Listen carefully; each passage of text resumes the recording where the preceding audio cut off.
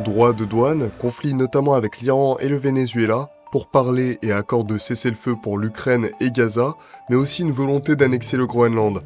Voici un résumé de la première année du nouveau mandat de Donald Trump.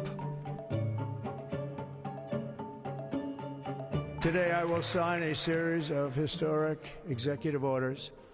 With these actions, we will begin the complete restoration of America and the revolution of common sense. It's all about common sense.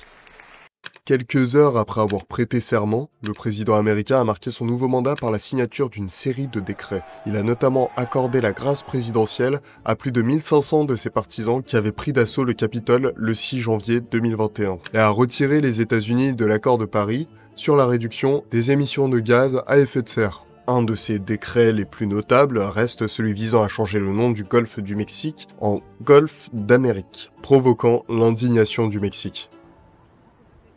Dès le début de sa présidence, Trump a mené sur le territoire national une campagne anti-immigration aux accents raciaux, ordonnant des opérations massives à travers le pays. La colère généralisée face à l'usage de la force par la police aux frontières, ICE, a culminé après que des agents ont abattu une femme au Minnesota en janvier 2026. Le département de la sécurité intérieure a indiqué en décembre 2025 que l'administration Trump avait expulsé 605 000 personnes et que 2,5 millions d'autres avaient quitté le pays d'elles-mêmes. Dans sa volonté de prioriser les États-Unis, Trump a rompu avec la diplomatie traditionnelle en mettant le multilatéralisme en crise. Le 2 avril 2025, il a dévoilé une série de droits de douane punitifs visant des pays du monde entier lors de ce qu'il a décrit comme le jour de la libération. Le président américain a imposé les taxes les plus lourdes aux nations qui les traitaient mal, dont la Chine, le Japon et l'Union européenne. Right now.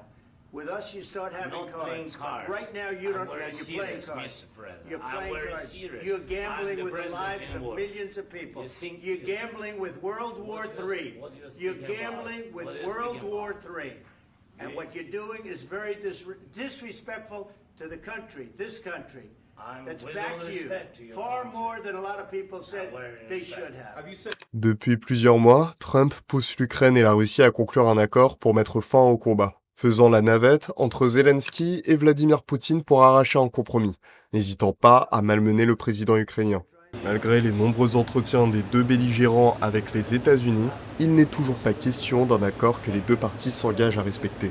Concernant Gaza, le président américain a arraché un accord de cessez-le-feu en septembre 2025 entre le Hamas et Israël, ce qui a permis la libération des derniers otages. Le président américain avait un objectif en 2025, recevoir le prix Nobel de la paix, finalement remis à l'opposante vénézuélienne Maria Corina Machado. Cette dernière est venue lui remettre en personne sa médaille en janvier 2026.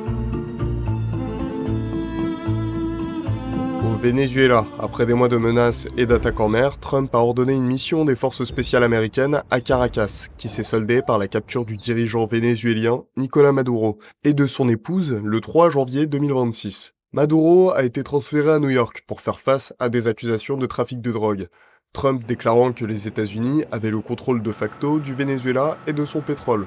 L'Américain redouble aussi d'efforts pour concrétiser sa volonté d'annexer le Groenland au détriment du Danemark. Il a affirmé que les États-Unis avaient besoin de l'île arctique pour des raisons de sécurité nationale, soutenant que le Danemark était incapable de protéger ce territoire semi-autonome et ouvrant un contexte de crise ouverte avec les Européens.